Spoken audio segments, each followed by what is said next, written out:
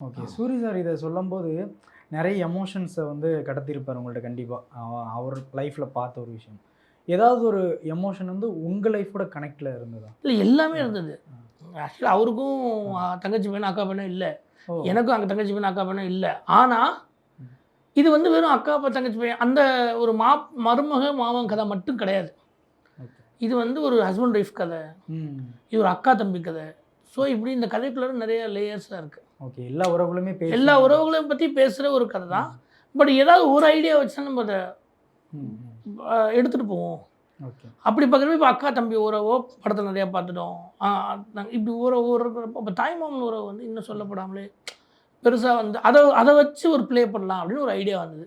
So அதனால தான் அந்த மாமன் அந்த சின்ன பையன வச்சு இப்ப அந்த சின்ன பையன் 6 வயசு பையன எடுத்துட்டு நீங்க வேற எந்த கேரக்டர் உள்ள வச்சுக்கிட்டாலும் ம். ம். இந்த கதை ஒர்க் ஆகும். ஓகே. ஓகே. இது அந்த இடத்துல ஒரு பொண்ண வச்சுக்கிட்டு 2 பேரும் லவ் பண்றாங்க, கல்யாணம் பண்ணிக்க போறாங்க. அதனால ஒரு பிரச்சனை வருது அப்படின்னு வச்சுக்கலாம். ம். ம். இல்ல ஒரு தம்பி இருக்கான். அவனும் பயங்கர பாசமா இருக்காங்க. இவங்க 2 பேரும் ஒண்ணா இருக்கிறது பிரச்சனை வருது. அப்படி ஒரு கதை போடும். மைண்ட் இருக்கும். ம். அத கடந்து மறந்து போறது தான் நம்மளுடைய ம். சமூகத்துல அப்படிதான் நம்ம பழக்கப்பட்டுருக்கோம்ல. So okay. அப்போ இந்த படத்துல வில்லன் கிடையாது அப்படின்னு டிசைட் பண்ணோம். டிசைட் பண்ணி யார் யார் பாயிண்ட் ஆஃப் வியூல இருந்து இந்த கதைய எடுத்துட்டு போக முடியும் ம். ம். அப்படின்னு யோசிக்க ஆரம்பிச்சோம். இது எல்லாமே எனக்கு ரொம்ப சேலஞ்சிங்கா இருந்தது. ஓகே. ஓகே.